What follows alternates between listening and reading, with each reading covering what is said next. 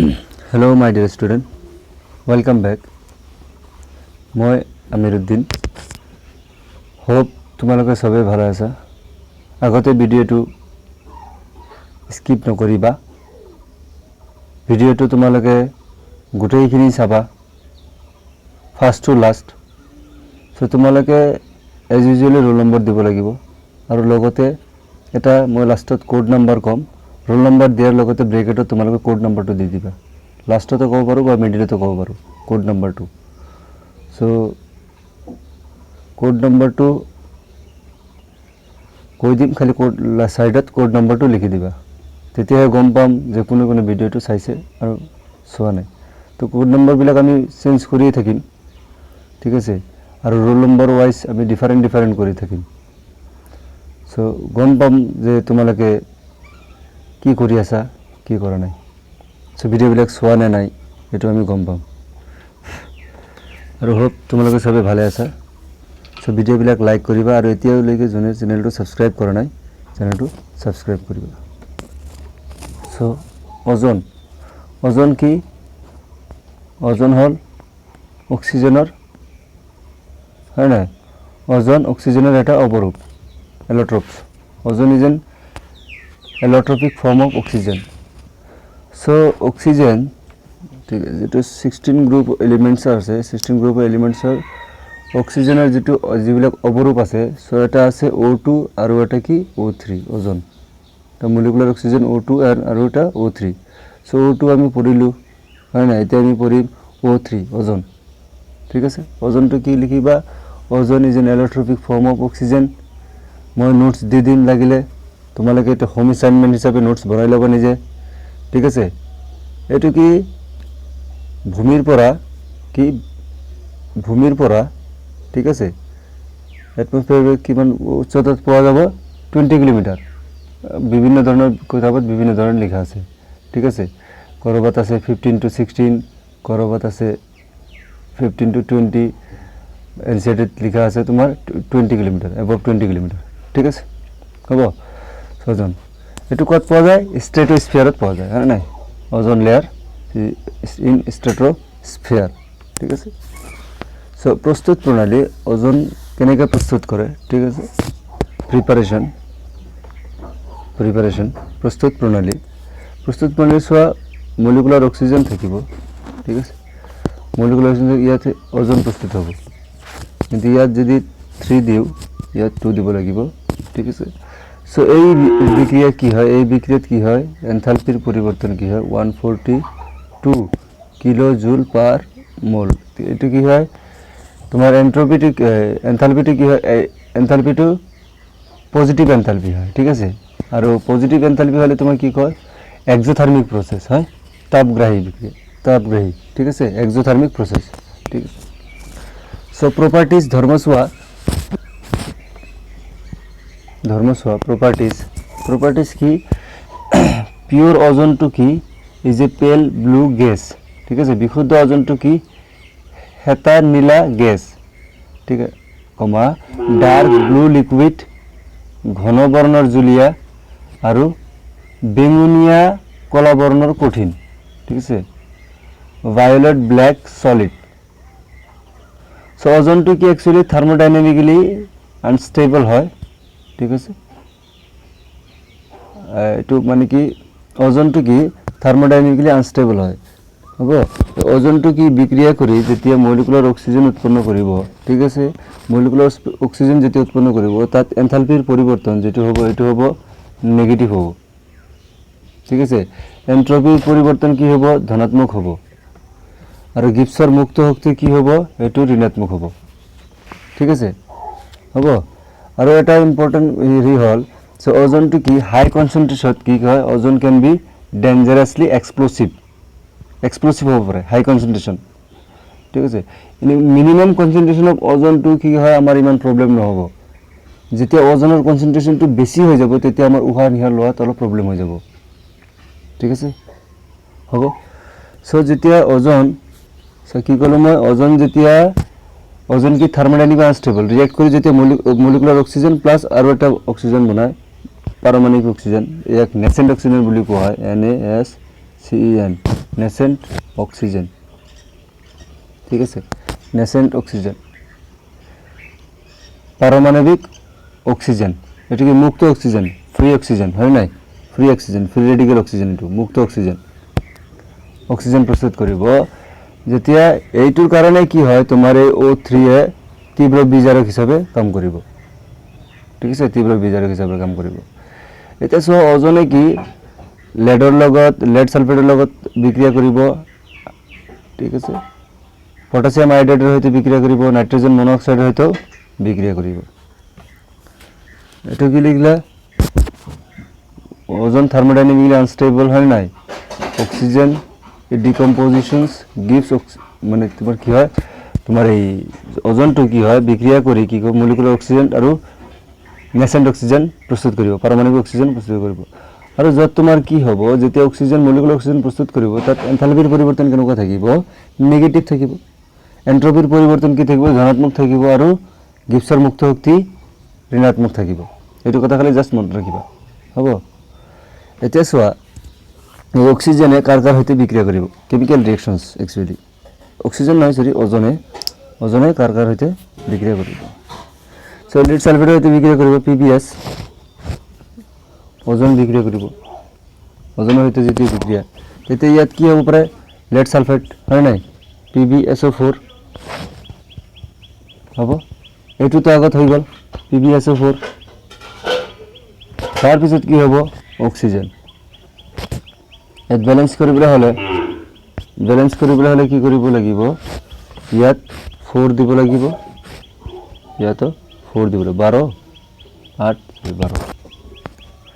এতিয়া potassium iodide বা iodide, ঠিক আছে, এইটো পটাছিয়াম আয়োডাইড মানে কি K+ আৰু I নেগেটিভ, ওয়াটাৰৰ মানে পানীৰ উপস্থিতিত আৰু ওজন থাকিব। তেতিয়া কি হ'ব, মই কি কৈছোঁ, পটাছিয়াম আয়োডাইডক কি কৰিব, আয়োডিনলৈ ৰূপান্তৰিত কৰিব, আয়োডিন থাকিবই আৰু প্লাছ ইয়াত কি হ'ব, যেহেতু ওজন আছে, অক্সিজেন, মলিকুলাৰ অক্সিজেন ওলাই আহিব লাগিব, আৰু ইয়াত কি পটাছিয়াম আয়োডাইড হ'লে পটাছিয়াম হাইড্ৰক্সাইড হ'লহেঁতেন, তো পটাছিয়ামটো এতিয়া ইয়াতে লিখা নাই, তো ইয়াত কি কৰিম আমি, হাইড্ৰক্সাইড আয়নটো লিখি দিম। ইয়াত যদি আমি ইয়াত আয়োডিন 2 দিয়া আছে, তেনেহ'লে ইয়াতে 2 দিব লাগিব, ঠিক আছে, অলৰাইট। সো হাইড্ৰোজেন ইয়াত দুটা আছে, ইয়াত হাইড্ৰোজেন এটা আছে, সো ইয়াত দুটা হৈ গ'ল। কি কৰিলোঁ আকৌ, নাইট্ৰোজেন মনোঅক্সাইড আৰু ওজনৰ সৈতে বিক্ৰিয়া। মনত ৰাখিবা কথাটো, যেতিয়া ওজন কেমিকেল ৰিয়েকশ্যন, অক্সিজেনটো ওলাই আহিব লাগিব, অক্সিজেনটো ওলাই আহিল, আগতে লিখিলা অক্সিজেনটো ওলাই আহিল, তাৰপিছত কি থাকিলে চোৱাচোন, আৰু কি আছে, অক্সিজেনটো ওলাই আহিল যদি, নাইট্ৰোজেন ডাইঅক্সাইড, হয় নাই। এতিয়া চোৱা ওজনটোৰ ষ্ট্ৰাকচাৰটো চোৱা, ওজনটোৰ মানে O3 হয় নাই, টোটাল নাম্বার অফ ইলেকট্রন কেইটা ওজনের, ব্যালেন্স ইলেকট্রন 18টা, হয় 18টা।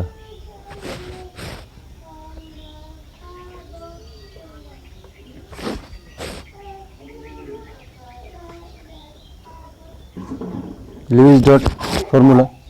আর ইয়াতে যদি আমি কি কওঁ, ফর্মেল চার্জ দিওঁ, ফর্মেল আধান দিওঁ, ইয়াত প্লাস হ'ব, ইয়াত নেগেটিভ হ'ব, সো ইয়াত রেজোনেন্স হ'ব, সো এই বান্ধনীৰ দৈৰ্ঘ্যবিলাক কি হ'ব, বন্ড লেন্থবিলাক কি হ'ব, এইটো অক্সিজেনৰ আৰু এইটো অক্সিজেনৰ প্ৰায় সেম হ'ব, কাৰণ ৰেজোনেন্স হৈ থাকিব, হয় নাই। আগৰ ক্ষেত্ৰতো যেতিয়া নাইট্ৰোজেন আমি যে কিবা এটা আছিল যে তাত তোমাৰ এই ৰেজোনেন্স হোৱা নাই, হয় নাই, এটা ঠাইত ৰেজোনেন্স হোৱা নাই, সো নাইট্ৰোজেন অক্সিজেনৰ ঠাইত এটা ঠাইত ৰেজোনেন্স হোৱা নাই, আৰু এটা ঠাইত ৰেজোনেন্স হৈ আছে, হয়। তেতিয়া কি হৈছে, তোমাৰ বন্ড লেন্থটো ডিফাৰেন্ট হৈছে, হয় নাই, ঠিক আছে। কোনটো বা আছিল মোৰ মনত নাই ভালদৰে, ঠিক আছে। সো এটা এক্সাম্পল আছে, তোমালোকে এইটো কৰি ল'বা, 7.18, ঠিক আছে,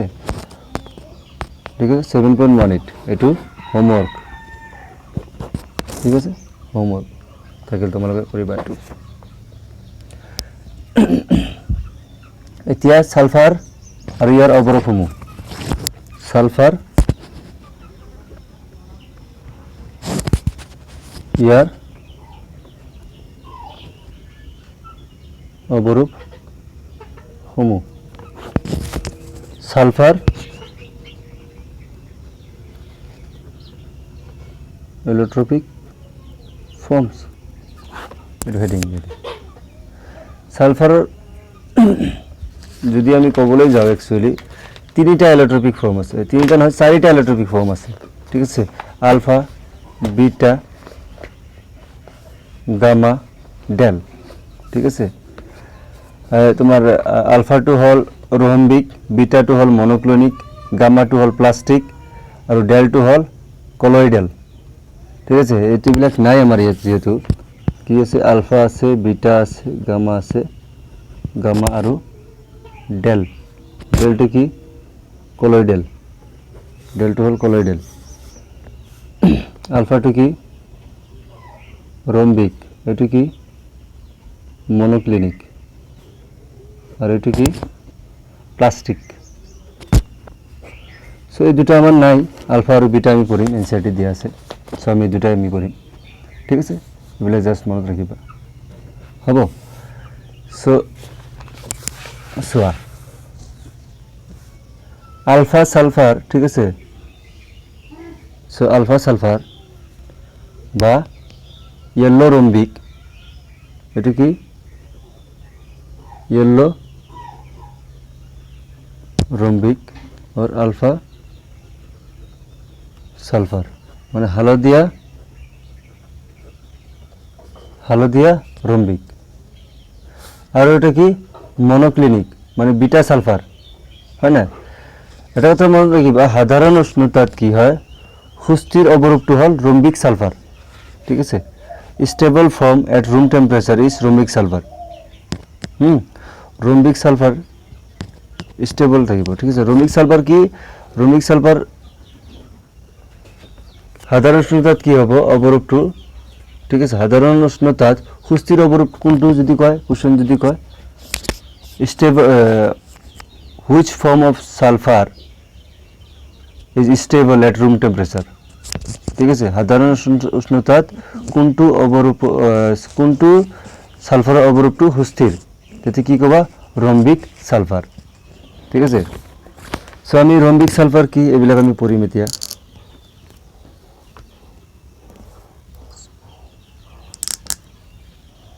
এতিয়া আমি রোম্বিক সালফার কি এইবিলাক পঢ়িম, তাৰপিছত মনোক্লিনিক সালফার কি এইবিলাক আমি পঢ়িম, ঠিক আছে। এক নম্বর দিয়া রোম্বিক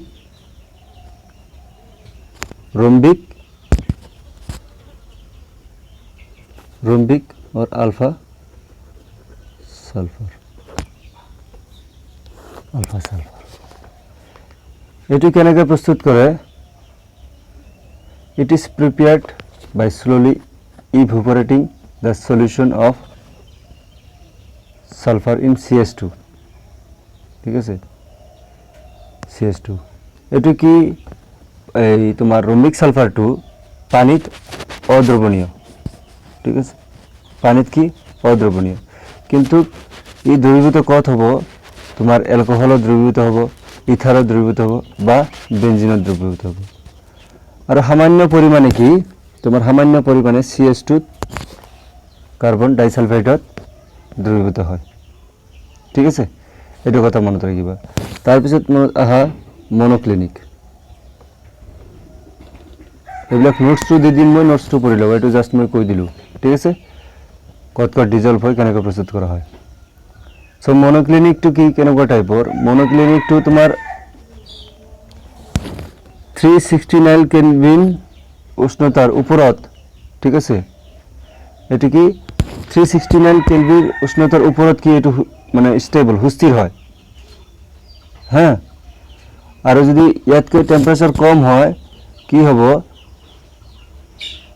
এটো কি পরিবর্তিত হয় আলফা সালফারলৈ, ঠিক আছে। আলফা সালফারলৈ কি হ'ব তোমাৰ পৰিবৰ্তন হ'ব, কথাটা বুঝিছা না নাই। তো যদি এইটো টেম্পাৰেচাৰৰ ওপৰত কি হ'ব, এই 369 এৰ ওপৰত, সাপোজ 370, ঠিক আছে, মনোক্লিনিকটো কি স্টেবল মানে বিটা সালফাৰটো কি 369 এৰ উপৰত এবভ, ঠিক আছে। 369 এৰ উপৰত 369 কেলভিন উপৰত বিটা সালফাৰটো সুস্থিৰ যেতিয়া টেম্পারেচার ইয়াতকৈ কম হ'ব ঠিক আছে কমি যাব তেতিয়া কি বিটা সালফাৰটো আলফা সালফাৰলৈ পৰিৱৰ্তন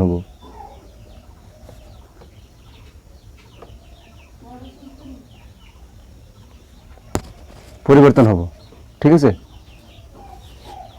at 369 Kelvin both the forms are stable ঠিক আছে 369 কেলভিনত কি দুটা ফর্মে কি স্টেবল হয় যদি 369 কে বেশি হয় তেতিয়া কি আলফা সালফারলৈ পরিবর্তন হ'ব যেতিয়া 369 কে কম হ'ব হয় তেতিয়া কি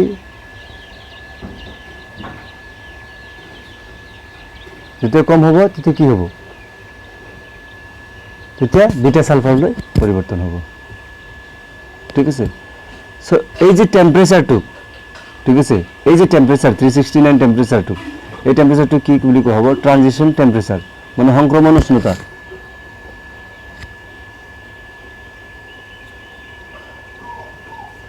টেম্পারেচার কি কলো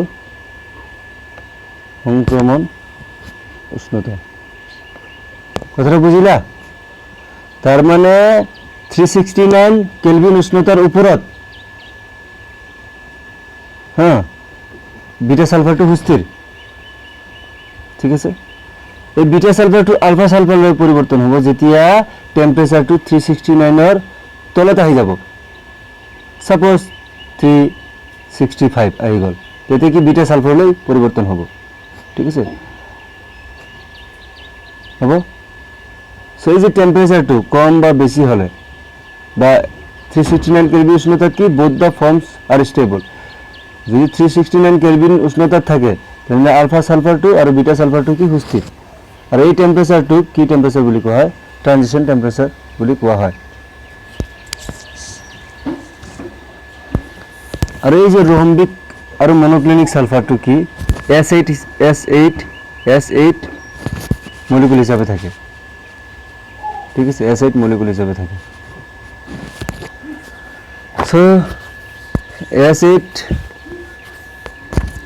টু কি তোমার ক্রাউন শেপ মুকুট আকৃতির ঠিক আছে তোমার several others modification of sulphur containing 6 to 20 sulphur atom per ring have been synthesized তোমার কি করিছে এই সালফার 6টার পৰা আৰম্ভ কৰি 20টা লৈ ঠিক আছে 20টা লৈ এতিয়ালৈকে কি কৰা হৈছে সিনথেসাইজ কৰা হৈছে পোৱা গৈছে ঠিক আছে তাৰ ভিতৰত আমাৰ সাইক্লো এনসিডি দিছে সাইক্লো S6 এটো কি চকিৰ দৰে চেয়াৰ ফৰ্ম ইংলিশ কি কয় চেয়াৰ ফৰ্ম চেয়াৰেৰ নিচিনা থাকিব আৰু এটা আছে তোমাৰ S8 এটো কি ক্ৰাউন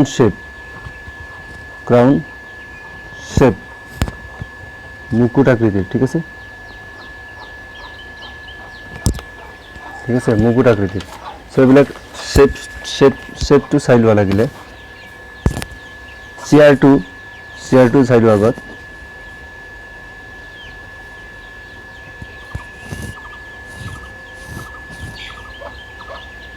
এটা হল চেয়ার শেপ ঠিক আছে চেয়ার শেপ আর এটা কি কইছো মুকুট আকৃতির হয়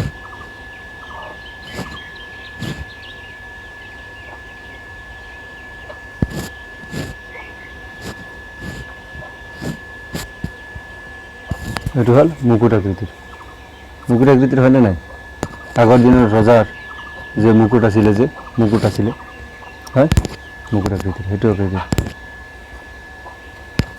এক্সাম্পল 7.12 এটু করিবা কোশ্চেন ঠিক আছে এতিয়া আহিব আমি sulphur dioxide SO2 sulphur dioxide so sulphur ডাইঅক্সাইডের প্রস্তুত প্রণালী কেনেকুৱা ল্যাবরেটরি প্রস্তুত প্রণালী ইন্ডাস্ট্রিয়াল প্রস্তুত প্রণালী পড়িম দিয়া আছে যা সালফার কেনেকে প্রস্তুত করে sulphur in presence of oxygen gives sulphur dioxide ঠিক আছে ল্যাবরেটরি মেথড আছে ইন্ডাস্ট্রিয়াল মেথড আছে সেইবিলাক তোমালোকে পঢ়ি ল'বা প্লাস মই নোটসটো দি দিম ঠিক আছে তারপর উঠাই ল'বা প্রপার্টিজ কি ইট ইজ কালারলেস গ্যাস ঠিক আছে উগ্র গন্ধযুক্ত বরণহীন গ্যাস, ঠিক আছে, colourless gas with pungent smell, highly soluble in water, পানিত পুরো হাইলি সলুবল, ঠিক আছে, অতিশয় দ্রবীভূত হয়, পানি দ্রবীভূত হয়।